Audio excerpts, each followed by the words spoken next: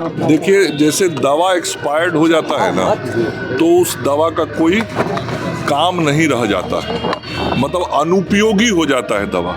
वैसे ही जिस सज्जन का नाम आपने लिया, वो सज्जन राजनीति में अब एक्सपायर्ड दवा की तरह हो गए। उनके पिता की परछाई से वो बाहर निकल नहीं पाए और पिता की छाया में ही राजनीति करके पिता ने जिन पदचिन्हों को राजनीति में छोड़ा था, मतलब अपराध, गुंडागर्दी, अपराधियों को समर्थन, अपराधियों को संरक्षण, भ्रष्टाचार, परिवारवाद, उसी रास्ते पे वो आगे बढ़े। तो बिहार की जनता का बहुत साफ संदेश है लोकसभा चुनाव में, हमें एनडीए पसंद है, हमें नरेंद्र मोदी और नीतीश कुमार जी का नेतृत्व पसंद है। बाकी राजनीति करना है तो घूमते रहेंगे।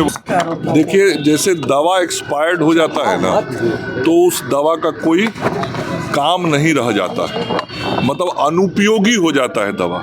वैसे ही जिस सज्जन का नाम आपने लिया, वो सज्जन राजनीति में अब एक्सपायर्ड दवा की तरह हो गए, अनुपयोगी हो गए, क्योंकि उनको बहुत कम उम्र में ही बिहार की जनता ने देख लिया कि पिता की परछाई से वो बाहर निकल नहीं पाए और पिता की छाया में ही राजनीति करके पिता ने जिन पदचिन्हों को राजनीति में छोड़ा था, मतलब अपराध, गुंडागर्दी, अपराधियों को समर्थन, अपराधियों को संरक्षण, भ्रष्टाचार, परिवारवाद, उसी रास्ते पे वो आगे बढ़े। तो जनता उनको रिजेक्ट कर चुकी है, तो वो एक्सपायर्ड दवा की तरह अनुपयोगी हो गए हैं राजनीति में। इसलिए अब वो क्या बोलते हैं, क्या करते हैं, इसका बहुत मायने मतलब नहीं है। बिहार की जनता का बहुत साफ संदेश है लोकसभा चुनाव में, हमें एनडीए पसंद है, हमें नरेंद्र मोदी और नीतीश कुमार जी का नेतृत्व पसंद है। बाकी राजनीति करना है तो घूमते रहेंगे। की बात हो रही कि इसी साल तक हो सकता है। देखिए, ये एक बहुत ही गंभीर विषय है और पूरे देश में सभी राजनीतिक दलों के बीच इस पे विचार विमर्श चल रहा है। विचार विमर्श पूर्व में हुआ है, सभी राजनीतिक दलों के सुझाव लिए गए हैं और देश के पूर्व राष्ट्रपति आदरणीय रामनाथ कोविंद जी के अध्यक्षता में एक समिति गठित है।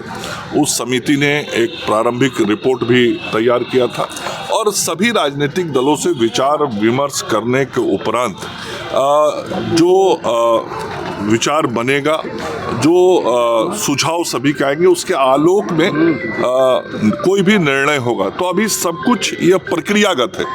सर, कल पटना में एक बड़ी बैठक हुई थी अल्पसंख्यक समाज की तरफ से, उसमें मुख्य शरीयत इमारत शरिया ने कहा कि अगर थोपा जाएगा वक्फ कानून को तो हम आंदोलन करेंगे। कृषि कानून भी वापस हुआ था और लॉ एंड ऑर्डर खराब हो गया। देखिए, ये जो भाषा आप बोल रहे हैं, मैं सुना नहीं हूँ उनकी बात को, लेकिन जो आप भाषा बोल रहे हैं ये तो ठीक नहीं है किसी के लिए भी।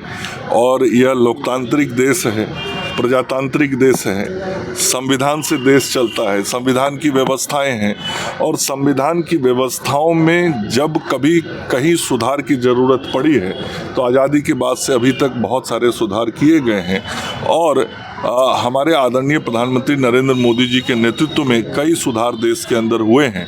आगे भी जिन सुधारों की ज़रूरत है उन सुधारों की तरफ हम आगे बढ़ेंगे। किसान सड़कों पर थे, अब अल्पसंख्यक समाज सड़कों पर। मैं कह रहा हूं कि जिन सुधारों की ज़रूरत सरकार महसूस करेगी। सरकार कैसे बनती है? जनता के वोट से, जनता के समर्थन से बनती है।